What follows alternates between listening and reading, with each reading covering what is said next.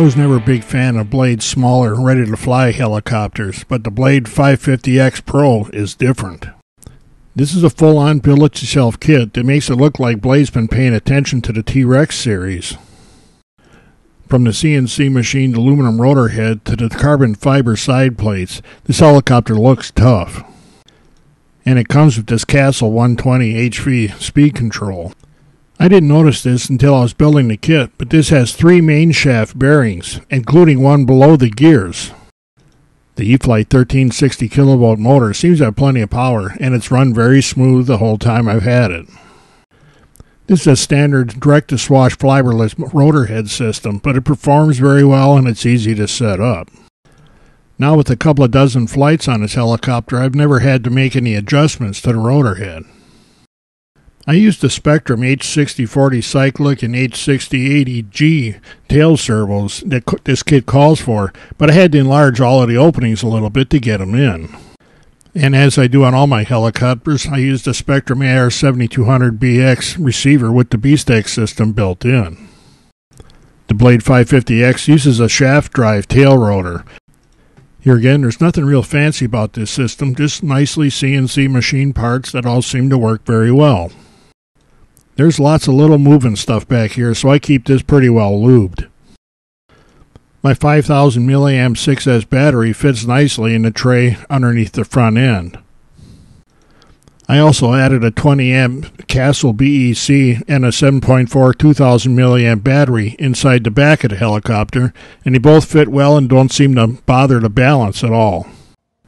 My Align 550E is sitting to the left of the Blade, and you can see that the 550E is quite a bit shorter. And we can see here that a lot of that comes from the landing gear themselves, where the Blade is much higher. And when we come around and look at the rotor heads from the side, you can see the rest of the difference right here. The Align in the foreground is a DFC head, and that's quite a bit shorter than a standard direct-to-swash head, so that accounts for the rest of the difference in height. Both of these helicopters use the big 6S batteries, and their mounting positions may have something to do with the difference in height to get the CG right. Another difference is that the Align 550E uses a 600 series tail boom, which is considerably longer than the 550 style. I know I'm far from an expert helicopter pilot, but I can't tell any difference in how the tails react. This is actually day 2 of flying the Blade 550X Pro. The first day I was out, I didn't have anybody with me to do the videotapes. This is flight number 4, and I still haven't touched any of the adjustments since I set it up on the bench to start with. And you can tell I'm comfortable right from the start, or I wouldn't be doing stuff like this.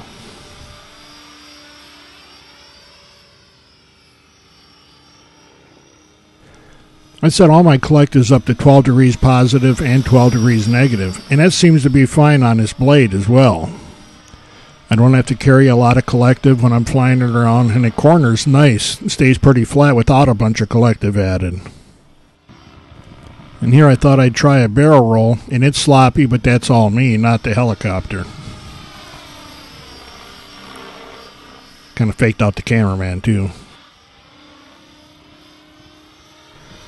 The Blade is nice and stable at speed right out of the box. I haven't played with the gain at all. And the tail feels very comfortable and stops right where I want it. The Blade was flying so nice I thought I'd get all 3D with it. Well, it's 3D for me. But I did it without crashing, so that's a plus for the Blade. And you can see here that I'm just starting to break into inverted flight. And the Blade held that very easily.